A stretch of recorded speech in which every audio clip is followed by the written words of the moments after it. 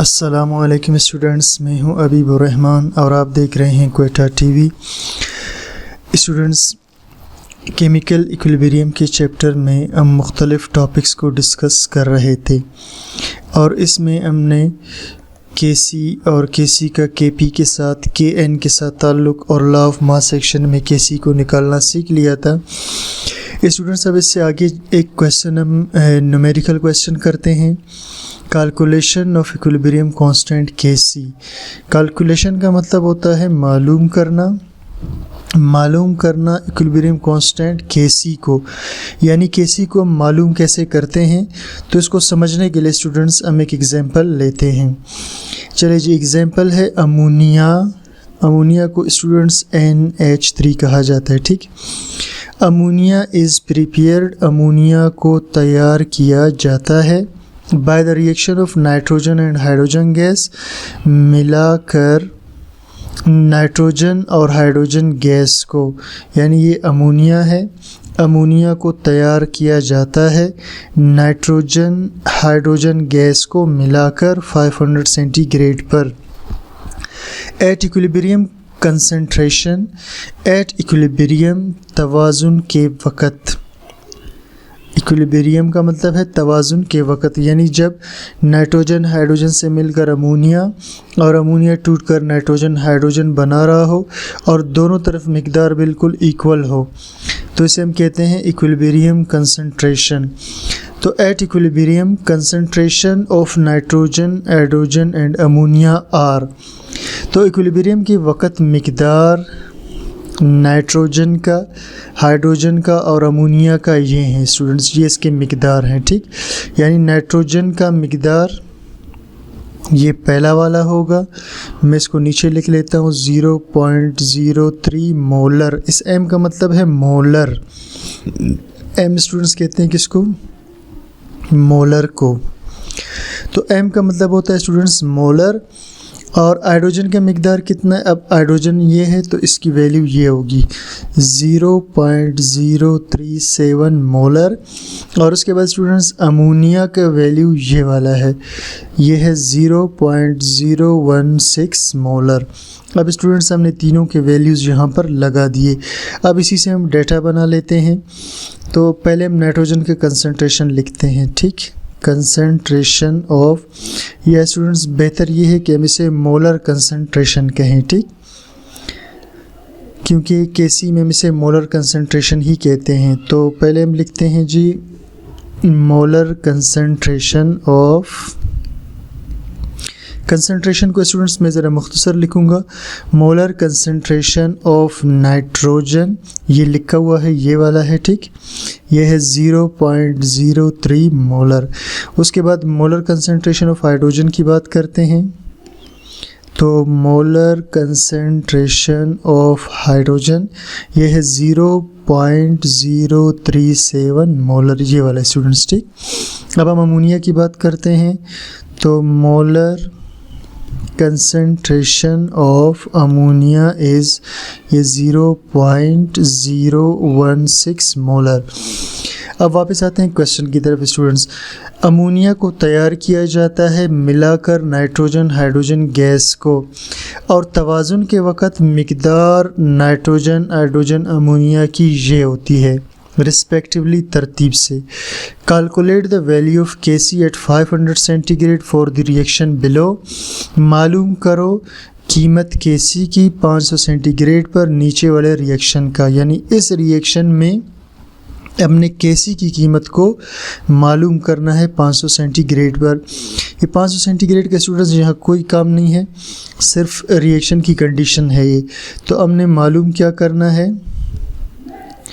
Calculate value of केसी। ठीक है student, ये हमने मालूम करना है। तो स्टूडेंट्स जो चीज़ मालूम करना होता है उसे हम क्वेश्चन मार्क बना देते हैं और बाकी जो मिक़दार दिया होता है उसे हम लिख लेते हैं। तो न्यूमेरिकल क्वेश्चन में स्टूडेंट्स हमारे पास दो बातें होती हैं, क्या दिया हुआ है, क्या पूछा हुआ है, उसे हम मुख्तसर करके लिख लेते हैं, इसे हम डेटा कहते हैं। अब स्टूडेंट्स इसके बाद हम इसका स्टार्ट करते हैं सॉल्यूशन। ठीक, यहाँ मैं इसका सॉल्यूशन स्टार्ट कर लेता हूँ स्टूडेंट्स। अब इस क्वेश्चन को हल करते हैं। तो चलिए जी, अब हमने क्या करना है स्टूडेंट, सबसे पहले रिएक्शन को लिखते हैं। नाइट्रोजन किससे मिल रहा है? हाइड्रोजन के साथ। और क्या बना रहा है? अमोनिया। यहाँ स्टूडेंट्स नाइट्रोजन 2 है, यहाँ पर 1 है, तो आप बैलेंस करने के लिए यहाँ 2 लगाएंगे। यहाँ हाइड्रोजन 2 हैं और ये जो हाइड्रोजन है ये अब 6 हो चुके हैं। 3 2, ये 3 2 से मल्टीप्लाई होकर 6 हो जाएगा, तो अपने इधर 3 लगा देने। ठीक, तो अब ये यहाँ पर भी हाइड्रोजन 6 हो चुके हैं, यहाँ भी 6, नाइट्रोजन 2 और नाइट्रोजन 2। अब ये बैलेंस इक्वेशन है स्टूडेंट्स। अब हम क्या करते हैं स्टूडेंट्स, इसका केसी बनाते हैं। और केसी बनाते वक्त स्टूडेंट्स आप जानते हैं कि प्रोडक्ट्स को, ये जो प्रोडक्ट है इसे हम ऊपर रखते हैं, यानी ये NH3 प्रोडक्ट है, और इसे ऊपर रख के मोलर कंसंट्रेशन यानी ब्रैकेट में बंद करेंगे, और इसका जो मोल होगा इसे कोफिशिएंट या पावर की शक्ल में ऊपर लिखेंगे। अमोनिया को ब्रैकेट में बंद करके, स्क्वायर ब्रैकेट में बंद करके, इसका जो मोल है या कोफिशिएंट इसे इसके ऊपर स्टूडेंट्स शो करेंगे। इस तरह जो हमारे पास रिएक्टेंट्स होंगे स्टूडेंट्स, इसे हम नीचे लिखेंगे। पहला रिएक्टेंट नाइट्रोजन है और दूसरा रिएक्टेंट हाइड्रोजन है। नाइट्रोजन का कोई कोफिशिएंट नहीं, हाइड्रोजन का कोफिशिएंट 3 है, तो इसे इसके ऊपर हम शो करेंगे। अब नेक्स्ट स्टेप में स्टूडेंट्स हम क्या करेंगे, ये अमोनिया की वैल्यू को यहाँ पुट करेंगे। यानी मैं अब क्या करता हूँ स्टूडेंट्स, ये 2 इसका इधर ही छोड़ दूँगा और नाइट्रोजन की जगह मैं खाली छोड़ दूँगा, और हाइड्रोजन की जगह भी मैं खाली छोड़ दूँगा, और इसका पावर में लिख दूँगा। अब स्टूडेंट्स मैंने क्या करना है, यहाँ इन खाली जगहों में इनकी वैल्यूज़ को लगा देना है। अब देखिए students, molar concentration of nitrogen कितना था? 0.03। इसे मैं नाइट्रोजन की जगह लगा दूंगा 0.03। और मोलर कंसंट्रेशन ऑफ हाइड्रोजन था 0.037। इसे मैं हाइड्रोजन की जगह लगा दूंगा 0.037। और उसके बाद स्टूडेंट्स मोलर कंसंट्रेशन अमोनिया का कितना था? 0.016। इसे मैं इधर लगा दूंगा 0.016। ये स्टूडेंट्स मैंने तीनों वैल्यूज़ यहाँ पर लगा दिए हैं। अब इस वैल्यूज़ को लगाने के बाद सिंपल सी बात है, हमने इसको हल करना है। ठीक, तो चलिए अब इसको हल करते हैं स्टूडेंट्स। तो हल करने के लिए स्टूडेंट्स हम क्या करेंगे, जो 0.016 से इसका स्क्वायर लेंगे। स्क्वायर लेने का मतलब ये है कि 0.016 को 2 दफ़ा मल्टीप्लाई करेंगे एक दूसरे के साथ, तो हमारे पास आंसर आएगा 0.00256। ये आंसर आएगा। ये चूँकि इसका कोई पावर नहीं है, लिहाजा इसे हम दोबारा इसी तरीके से लिख देंगे। और उसके बाद स्टूडेंट्स ये जो हमारे पास दूसरा वाला हाइड्रोजन की जो वैल्यू है, इसका हमने यानी 0.037 को 3 दफ़ा मल्टीप्लाई करना है, तो हमारे पास आंसर आएगा 0.00050। ठीक है स्टूडेंट्स, 50 और 653, ये हमारे पास आंसर आ रहा है स्टूडेंट्स। ठीक, अब हम क्या करेंगे स्टूडेंट्स, अब चूंकि ये बहुत ज़्यादा ज़ीरो में आ रहा है, तो इसे मैं ज़रा पावर में लिखता हूँ। ठीक है, ताकि थोड़ा सा लिखने में आसान हो। अब पावर में लिखने के स्टूडेंट्स क्या मतलब है, इसे आपने अच्छी तरह से समझना है। ये जो स्टूडेंट्स डेसिमल पॉइंट यानी अशारिया है, ठीक है, इसे आप 1 जंप दोगे। ठीक, ये इस वैल्यू को मैं यहाँ पर आपके लिए स्टूडेंट्स लिख लेता हूँ, ताकि अगर आपको ये चीज़ पता नहीं है तो ये क्लियर हो जाए। अब स्टूडेंट्स देखना, जब हम अशारिया को इस तरफ जंप देंगे तो इस वैल्यू को, अब अशारिया इधर आ जाएगा, यानी 0.00256।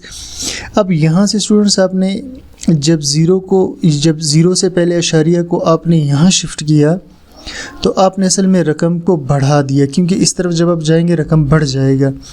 आप जैसी रकम को इधर से बढ़ाएंगे, इसे बैलेंस करने के लिए यहाँ से रकम को आप छोटा करेंगे, और छोटा करने के लिए 10⁻⁻1 लगाएंगे, क्योंकि आपने 1 जंप दिया तो -1।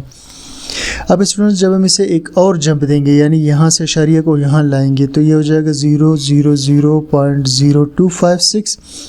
अब चूँकि हम 2 जंप दे चुके हैं तो 10⁻⁻2 आएगा। यहाँ से आप रकम को बढ़ा रहे हैं और यहाँ से छोटा करेंगे ताकि बैलेंस रहे। अब स्टूडेंट्स अगर मैं अशारिया को फिर जंप दे दूं तो ये हो जाएगा 0.000.256 10⁻⁻3। मैंने रकम को यहाँ से और बढ़ाया तो यहाँ से बैलेंस करने के लिए और छोटा किया। मैं से एक और जंप दे देता हूँ तो ये वैल्यू हो जाएगा 0.00256 10⁻⁻4। ठीक है स्टूडेंट्स। अब स्टूडेंट्स ये जो ज़ीरो है इसके लिखने की कोई ज़रूरत नहीं है, तो ये है 2.56 10⁻⁻⁴। तो इस रकम को मैं बना दूंगा, यानी इसे जब मैं 4 जंप दूंगा, अशारिया को जब इस तरफ 4 जंप दूंगा डेसिमल पॉइंट को, तो ये स्टूडेंट्स हो जाएगा 2.56 10⁻⁻⁴। ठीक, अगर ये आपको क्लियर ना हो स्टूडेंट्स, एक दो दफ़ा वीडियो को रिपीट कर लें, इंशाल्लाह क्लियर हो जाएगा। अब स्टूडेंट्स ये जो नीचे 0.03 है इसे हमने इसके साथ मल्टीप्लाई करना है, लेकिन पहले मैं इसको भी ज़रा मुख्तसर कर लेता हूँ ताकि थोड़ा सा आसानी से समझ में आ जाए। अब स्टूडेंट्स यहाँ पर गौर करें, अशारिया को कितना जंप देना है, 1 2 3 4 5। अशारिया को हमने 5 जंप देना है, तो इस ज़ीरो को फिर हम छोड़कर 5 को लिखेंगे 5.6 ये, ठीक है। 5.0 सॉरी 0 है, 5 के बाद 0 है, 5 पॉइंट यानी पॉइंट को हम इधर लाएंगे तो 5.0653 हो जाएगा। अब हमने चूँकि इसको 5 अशारिया को 5 जंप दिए तो इधर लिखेंगे 10⁻⁻⁵, यानी इधर से आपने रकम को बड़ा किया तो यहाँ से आपने रकम को बैलेंस करने के लिए स्टूडेंट्स छोटा कर दिया। अब क्या करेंगे स्टूडेंट्स, अब हमारे पास थोड़ा सा सादा हो चुका जब सवाल, इसको 0.03 को 5.0653 के साथ मल्टीप्लाई करना है, ठीक। यानी ऊपर वाले रकम को आप फ़िलहाल नहीं छेड़ेंगे, इसे इसी तरीके से लिख देंगे, और नीचे वाले में 0.03 को आपने 5 वगैरह उसके साथ 0.03 को आपने 5.0653 के साथ मल्टीप्लाई कर देना है। तो जब आप इसे मल्टीप्लाई करेंगे स्टूडेंट्स तो ये हमारे पास आंसर आएगा 0.15 और 19, और ये 10⁻⁻⁵ को हम एज इट इज़ लगा देंगे। अब स्टूडेंट्स आपने इस रकम को इस पे डिवाइड करना है, यानी 2.56 को 0.159 पे आपने डिवाइड कर देना है। अब जब स्टूडेंट्स इसे डिवाइड करेंगे तो ये हमारे पास आएगा 16.85, ये 10⁻⁻⁴ ऊपर वाला इधर ही रहेगा। जब स्टूडेंट्स आप इस दोनों को डिवाइड करते हो तो ये रकम ऊपर आ जाता है, और -5 ऊपर आने के बाद +5 हो जाएगा, तो ये हो जाएगा 10⁻⁵। अब आपने क्या करना है स्टूडेंट्स, ये 16.85 को इधर ही छोड़ दें, इस 10 को इस 10 के साथ कॉमन ले ले, -4 और +5 है। इसके बाद स्टूडेंट्स आपने क्या करना है, इसे दोबारा इस रकम को लिख लो 16.85 और 10⁻⁻⁴ +5, 5 में से 4 निकल गए तो इधर रह जाएगा 10⁻⁻1। अब स्टूडेंट्स इस अशारिया को हम इधर ले आएंगे, क्योंकि एक चीज़ होता है उसे कहते हैं standard method of writing. Standard method of writing students ये कहता है कि अशारिया को हमेशा एक अदद के बाद होना चाहिए, इसलिए हम इस डेसिमल पॉइंट को अशारिया को यहाँ शिफ्ट करेंगे, तो ये हो जाएगा 16 के बजाय 1.685।